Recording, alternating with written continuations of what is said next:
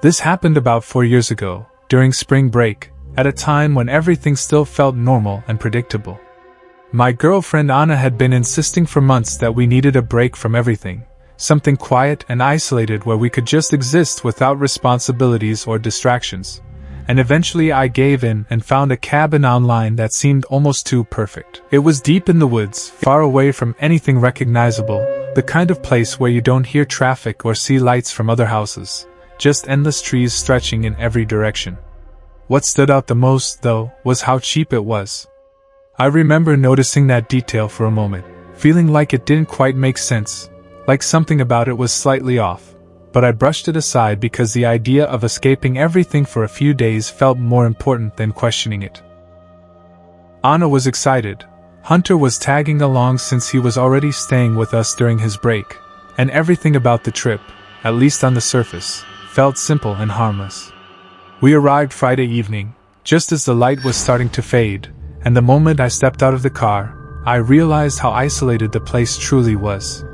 The cabin didn't just feel far from civilization, it felt completely removed from it, like the world we had come from no longer existed beyond the trees. Standing on the porch, you couldn't even see the road we had driven on, which at the time gave me a strange sense of comfort, like we had found something hidden, something untouched. Off to the side of the property was an outbuilding, a large shed that looked older than the cabin itself, but what caught our attention was the lock on it. Hunter walked over, messing with it for a few seconds before mentioning that it looked new, like it had been replaced recently, which didn't quite match the worn-down look of the rest of the structure. I told him it was probably just the owner keeping tools or equipment inside, something practical and uninteresting, and none of us gave it much more thought after that, even though, looking back now, it feels like one of those details that should have meant more in the moment. Inside, everything felt normal enough. We made dinner, talked, laughed a little, and tried to settle into the quiet, though the silence didn't last long. As night fell, the forest came alive in a way I wasn't expecting. It wasn't quiet at all. It was loud, overwhelmingly so, filled with the constant sound of insects, frogs, and leaves shifting in the wind, like the entire environment was moving and breathing around us. At first, it was almost relaxing, like white noise that made it easier to disconnect from everything else. But there was something underneath it, something harder to explain, a subtle feeling that the noise wasn't just background but a kind of cover for something else entirely.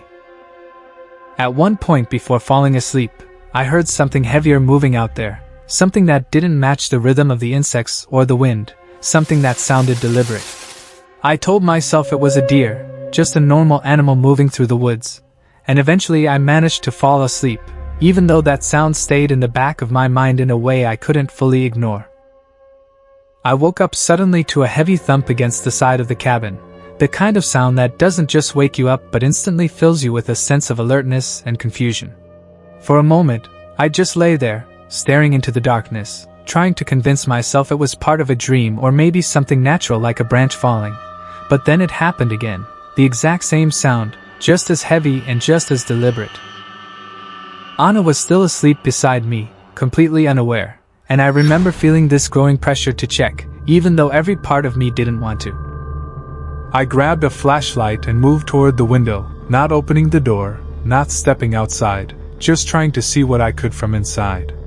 The rain had picked up by then, blurring everything beyond the glass, turning the outside world into shifting shadows. But there was one thing I could make out clearly enough to recognize, and that was footprints. They were near the outbuilding, partially washed by the rain but still visible, and the moment I saw them, something in me tightened because I knew they didn't belong to us.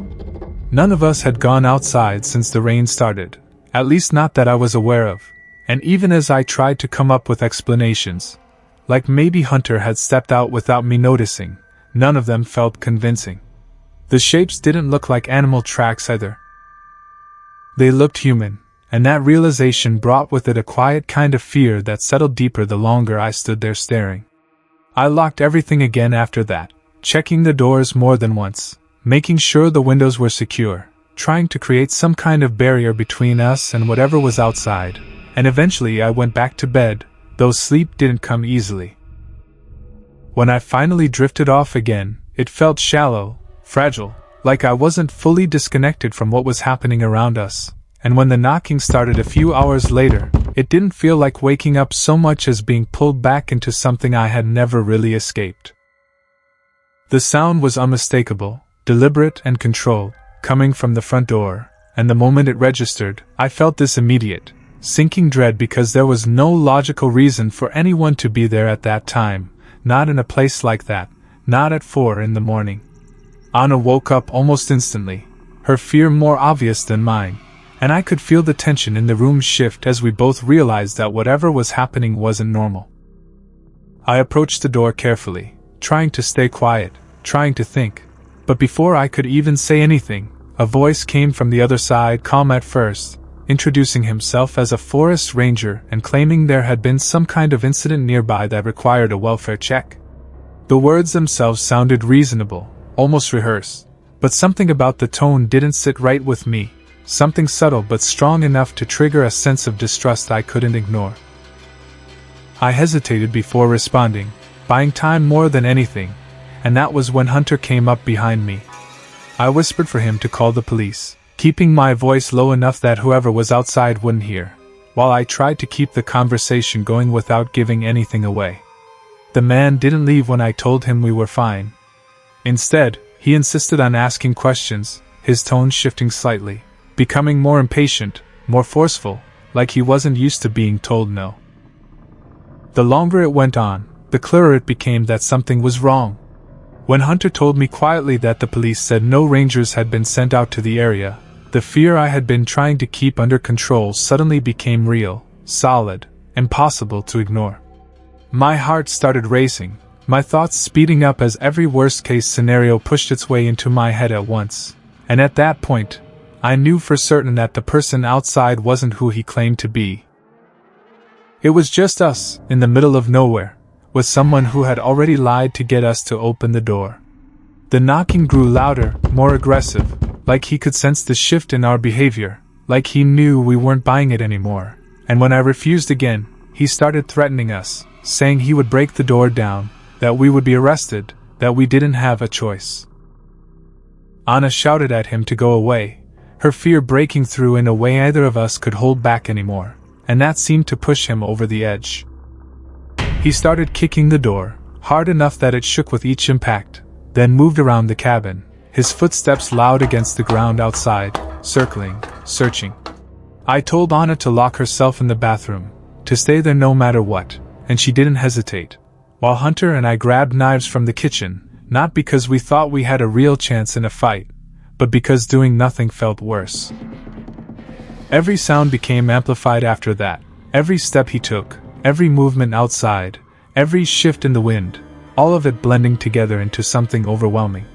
When the window shattered, it felt like everything froze for a second, glass exploding inward, scattering across the floor, and I was sure that was the moment he would come in, that this was where it would turn into something we couldn't control anymore, but he didn't. He stayed outside, moving, waiting, and that somehow made it worse. Then, just as suddenly as it had escalated, we heard sirens in the distance, growing louder as they approached, cutting through the noise of the forest and the rain, and within moments, everything changed. The footsteps stopped. The presence that had been surrounding us just vanished, like it had never been there at all. By the time the police arrived and searched the area, there was nothing left to find. No sign of him, no movement, nothing that explained how someone could disappear that quickly in a place like that. Hunter was furious, arguing with the officers, insisting the man had been there seconds earlier, but they didn't have answers, only advice to leave as soon as possible. We packed up and left not long after that, the fear still lingering in a way that didn't fade even as we put distance between ourselves and the cabin. It was only later, once everything settled and the adrenaline wore off, that the situation really started to sink in. That cabin wasn't easy to find.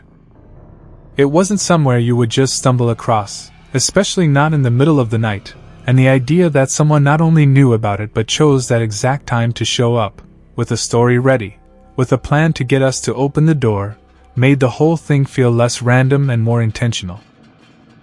And that's the part that still stays with me, the part that doesn't have an answer, because whatever he wanted, whatever his plan was, we never found out, and sometimes it feels like not knowing is worse than anything that could have actually happened.